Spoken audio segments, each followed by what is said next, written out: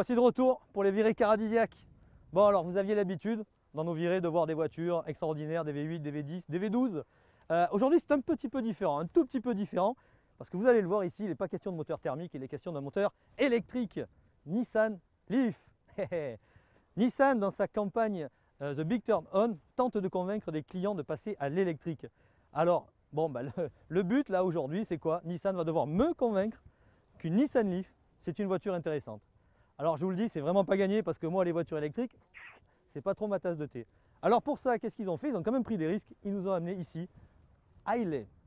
C'est une île des Nouvelles Hébrides. Oui, c'est une électrique, je sais, mais c'est les Nouvelles Hébrides. On n'a pas beaucoup de prises électriques, il y a très peu de bornes de recharge. Nissan m'envoie, moi, tester l'autonomie de sa voiture ici, et je vous dirai ce soir ce que j'en ai pensé.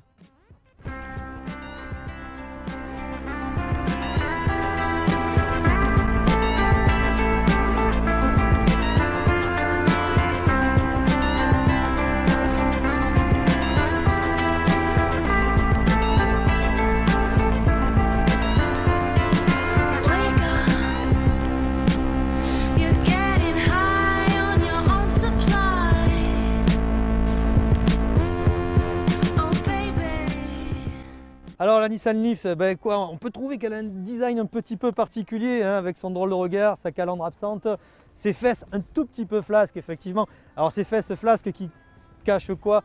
Qui cachent un corps de 330 litres et qui peut aller jusqu'à 680 litres. Mais la Leaf c'est une grosse mégane en fait, à 4,45 m de long, c'est plus grand qu'une Golf, c'est plus grand qu'une 308. C'est une vraie familiale, une vraie familiale, qui est une voiture d'ingénieur. Oui, parce que cette forme de phare toute particulière ici, elle sert à quoi? Elle sert à dévier le flux d'air pour éviter quoi? Qu'il tape le rétroviseur et qu'il fasse du bruit. Une voiture électrique, ça ne fait pas de bruit, sauf celle-ci. Hein. Elle en fait jusqu'à 30 km/h pour que les piétons ne passent pas sous la voiture quand vous êtes en ville avec. Vous avez aussi quoi? Vous avez un fond plat sous la voiture, comme les voitures de course effectivement, mais c'est pas pour aller plus vite, non, c'est pour éviter que le bruit aussi généré par le flux d'air vous gêne à l'intérieur. C'est une vraie voiture d'ingénieur qui me tarde d'essayer, pour voir si au volant, c'est aussi une voiture de conducteur.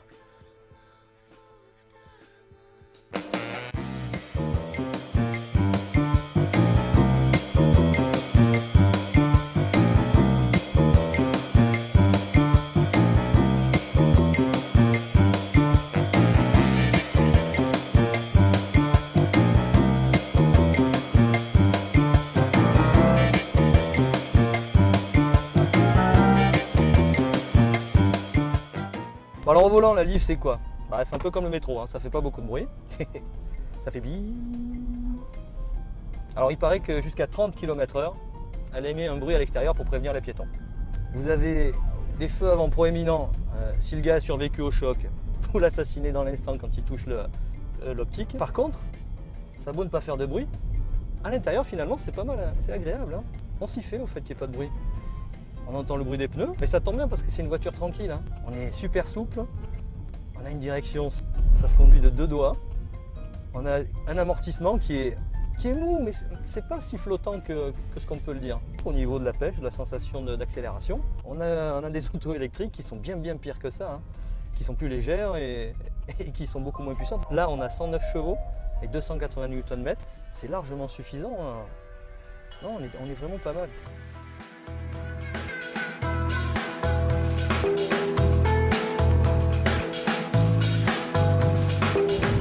Mais si. Ah, 4 miles. Même ici, il y a des stations. Et il y a beaucoup de moutons.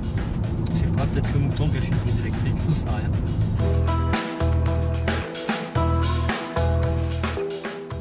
Je refuse le 8. J'accepte la Leaf, mais pas le 8. Non. Par contre, le whisky, je suis pas contre. Hein.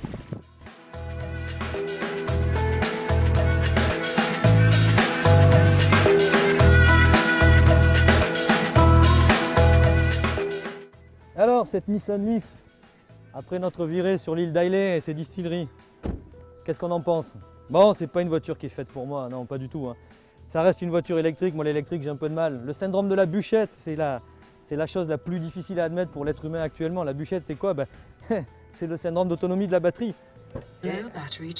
La Leaf, comme les téléphones, comme les ordinateurs portables, eh ben, vous êtes toujours soucieux de voir jusqu'à où vous pouvez tirer.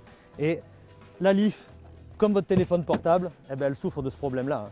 Le prix 30 990 € avec les 5 000 € de bonus déduit.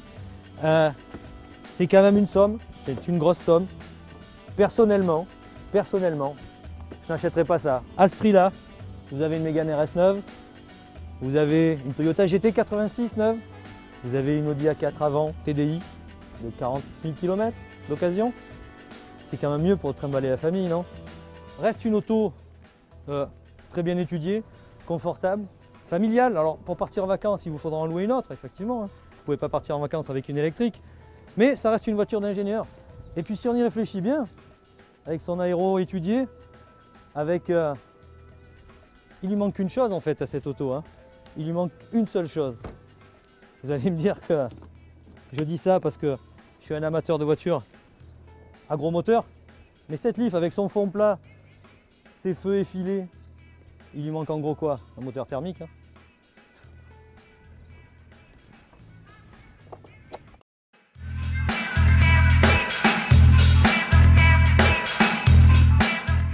Normalement, il y a aussi Ah, il y a des jolis diagrammes. En fait, c'est comme la Nissan GTR, sauf que les diagrammes ne servent pas à la même chose. Ouais. On n'a pas le G-mètre. Hein.